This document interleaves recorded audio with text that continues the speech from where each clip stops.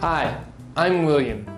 In this video, I will go through the 6 steps necessary to create a professional-looking resume. I will guide you through the process and show you an example of what a good resume looks like. Across the top of your resume, you want a summary of your contact information.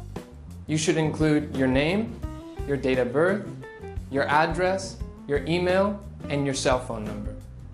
It may not be necessary to put your entire mailing address, but you do want to indicate at least the current city where you live. When listing your contact details, please do them in the following order: name, mailing address or current city, telephone number, then email address, then a link to an online portfolio. For example, if you are a photographer and applying for a photographer's position, and last, a LinkedIn profile, but of course, only if you have them. This section does not require a label, such as contact information or contact details. And you may wish to include a photo, but that's not a requirement. If you do, make sure the photo is professional looking and not some mirror selfie. In your resume, you have 3 choices for your introduction: a summary of your skills, a summary of your career objectives, or a combination of both. The goal of these is to get the attention of an employer by highlighting your skills and experience relevant to the job you are applying to. As a result, you may wish to emphasize things that are relevant.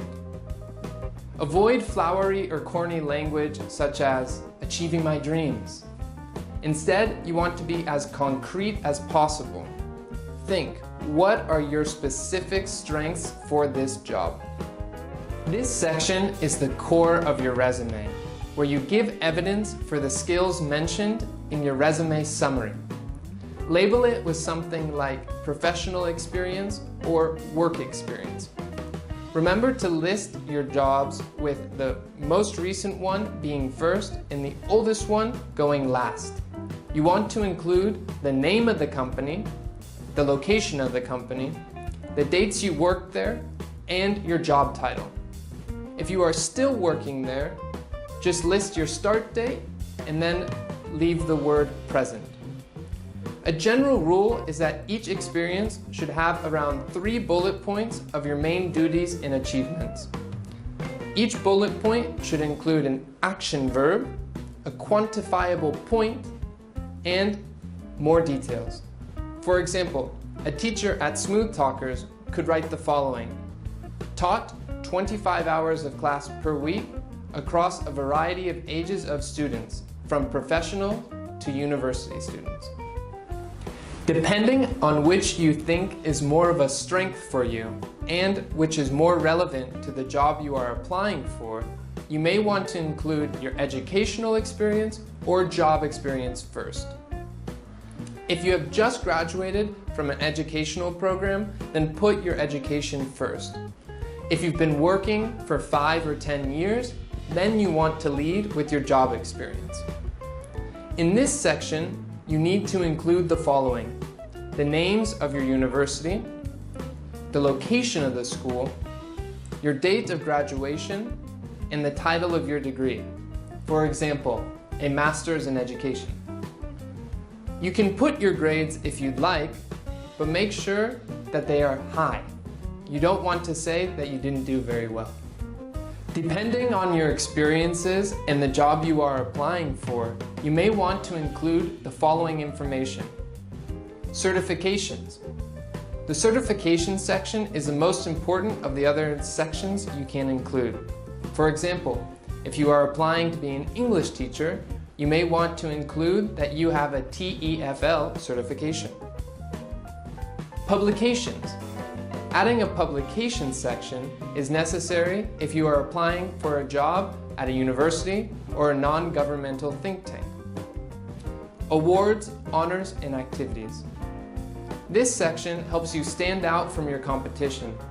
You may want to include academic honors, scholarships, volunteer positions, professional associations, or instances where you've had a leadership position on a sports club or team. Additional skills.